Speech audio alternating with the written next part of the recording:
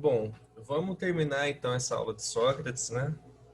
Que é muito boa, porque a gente está vendo aqui um dos pais fundadores da nossa maneira de pensar, né? Não é o único, mas foi um grande filósofo, né? Considerado o pai da filosofia ocidental. Então a gente chega nessa oposição entre sofistas e Sócrates. Bom, mas quem eram os sofistas? Sofistas eram uma galera que já existia em Atenas e que, digamos assim, já fazia parte do núcleo político de Atenas, eram considerados professores, né, lá em Atenas, conversavam com a galera, tinha uma tinha um conhecimento ali para dar de alguma forma. E eram caras que podem ser considerados filósofos, né, portanto, porque pensavam a sociedade, por exemplo, a política, as coisas do homem. Mas Sócrates percebe que eles entram em contradição com a própria filosofia. Então, dos Sócrates não podem ser filósofos. Platão também se opôs aos sofistas. Não foi só Sócrates. Platão também estava em cima. Os sofistas, para o Sócrates, eles representavam... Ah, aqui, gente, esse quadro aqui, a cor não tem relevância nenhuma, tá? É só... Aqui, os sofistas fazem... Os sofistas, eles... O princípio ali dos sofistas é a retórica, relativismo, a convencional democracia.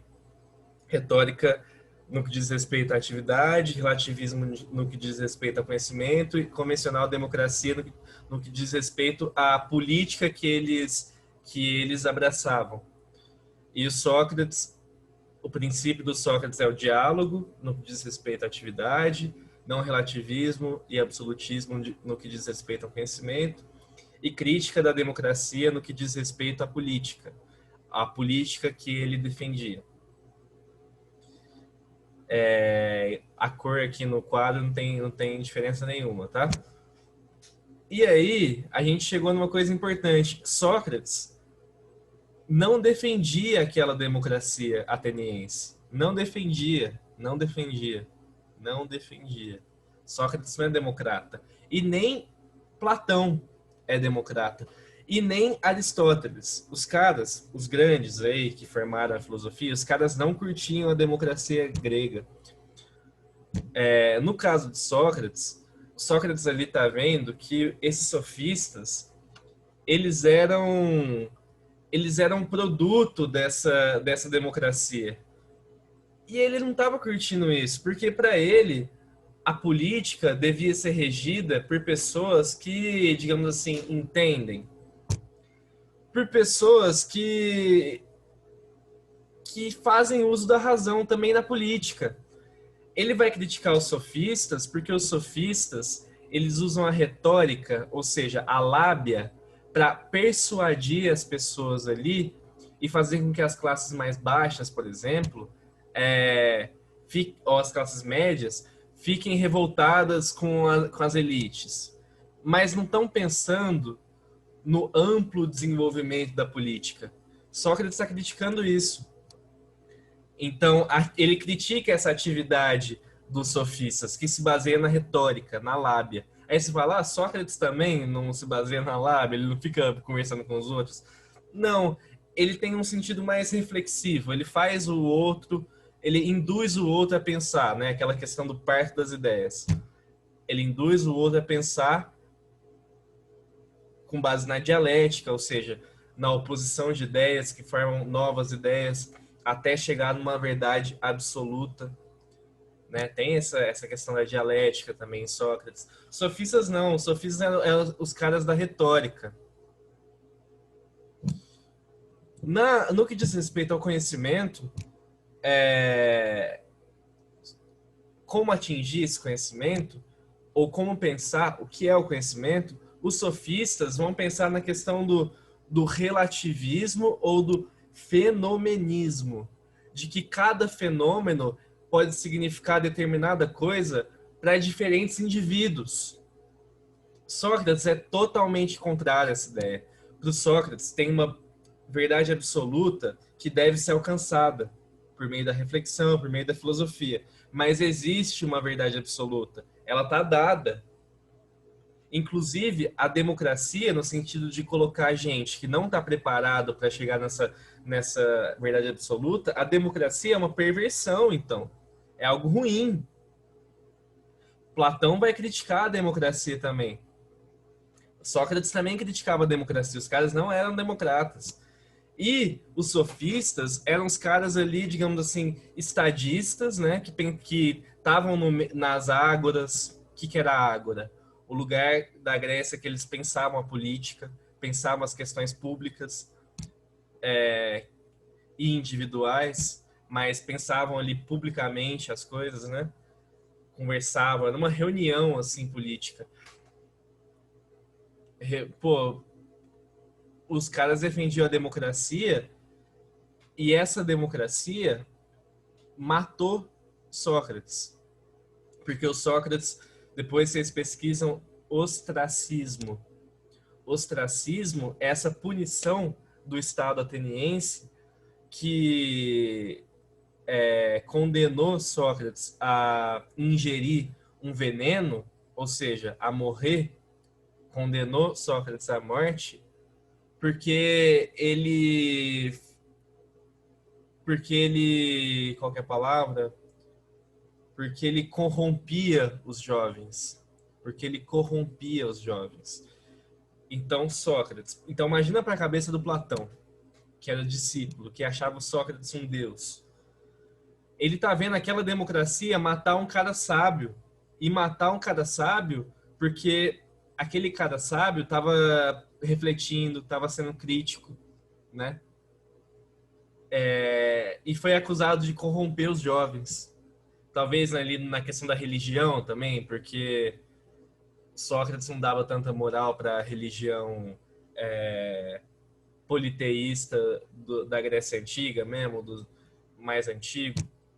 Não é que o Sócrates é ateu também não, viu, gente? Às vezes eu falo aqui que não dava moral para a religião, que se distanciava, mas não quer dizer que o cara é ateu por causa disso. E ele não é também. Ele tem uma questão metafísica de pensar num, numa instituição provedora e que criou o mundo. Mas isso não importa agora. Mas eu já li sobre isso, Sócrates não seria nada ateu, não. Mas é um crítico da democracia. Inclusive, para pensar que o que significa conhecimento para o Sócrates. Significa o absolutismo, né, da verdade, o não relativismo. O que isso tem a ver com o Parque das Ideias lá? Porra, que a gente tem que tentar alcançar essa verdade absoluta que está posta nos nossos próprios horizontes, na nossa própria cabeça.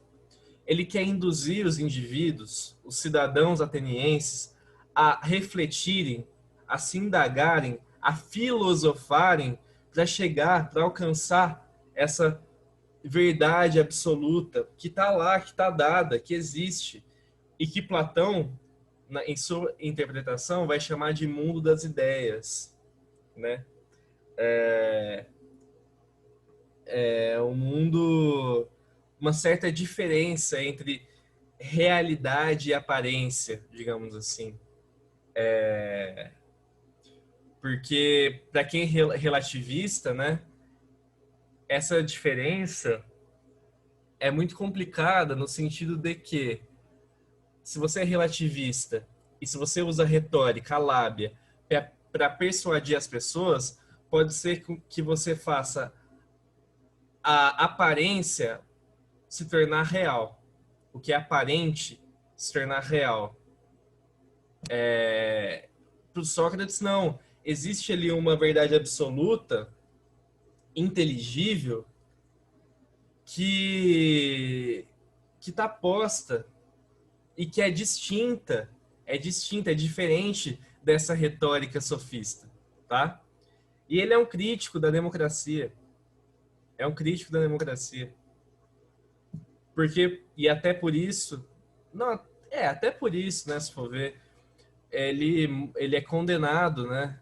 Condenado à morte, envenenado pela autoridade do Estado ateniense, né? Essa oposição é muito legal e dá para a gente entender mais Sócrates, né? E é uma oposição que, que é cobrada em vestibular, é muito conhecida, né? E eu pus esse quadrinho também aqui, esse quadro, porque eu acho mais fácil pensar assim. É um quadro que eu aprendi na faculdade, então ele é bem conceitual, ele é bem correto. E a gente viu então, né, o famoso Sócrates, né? O cara que quer refletir com base no diálogo e não na retórica, porque ele chamava os sofistas, inclusive, de demagogos. O que seria demagogos? Gente que eu não vou dizer mentiroso, né? Mas gente que persuade pessoas, que vai persuadir pessoas para às vezes obter outros fins, né? Não a busca da verdade, mas às vezes pela lábia consegue persuadir pessoas. O Sócrates ali, ele está pensando, e a maêutica é precisamente isso, ele está pensando nessa reflexão, nessa indução, e não em persuadir, né? Nessa indução, na elevação do espírito, assim, nessa indução para se chegar na verdade absoluta que está posta, que está dada no mundo inteligível, digamos assim, na cabeça de cada um, e que a gente precisa apenas alcançar. Apenas, né? Que é muito difícil alcançar pelo jeito. Mas é isso. E a maêutica é parte das ideias, por exemplo. Ele vai pegar aquela referência da parteira, né? Aquela analogia com a parteira, com a mãe, que o filósofo deve, então, extrair a ideia, a luz das ideias, né? Extrair essa luz das ideias para que as pessoas alcancem essas ideias, né? Então, você extrai da cabeça do próprio indivíduo. É uma noção muito curiosa e que o Platão e que a gente precisa aprender isso para aprender o Platão, porque o Platão vai pensar no mundo das ideias muito influenciado por isso.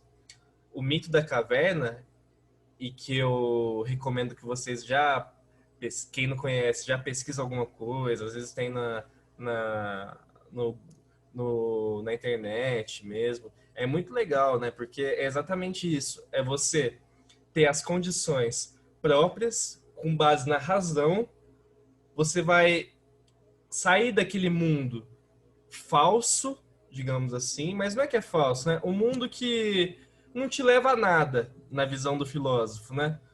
O mundo da retórica, o mundo da lábia, do aparente, até se chegar no mundo real, que para o Platão é esse mundo das ideias, inteligível, tá?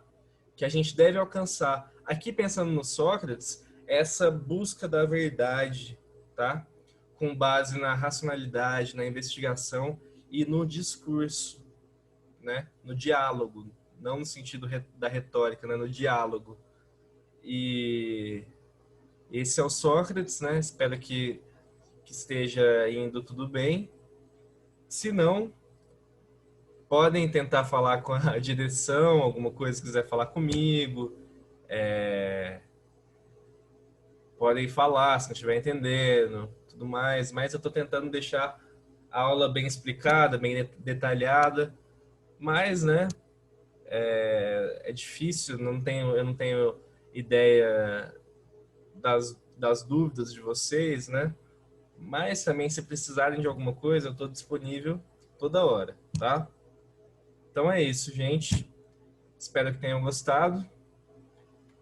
Boa tarde, boa noite, bom dia.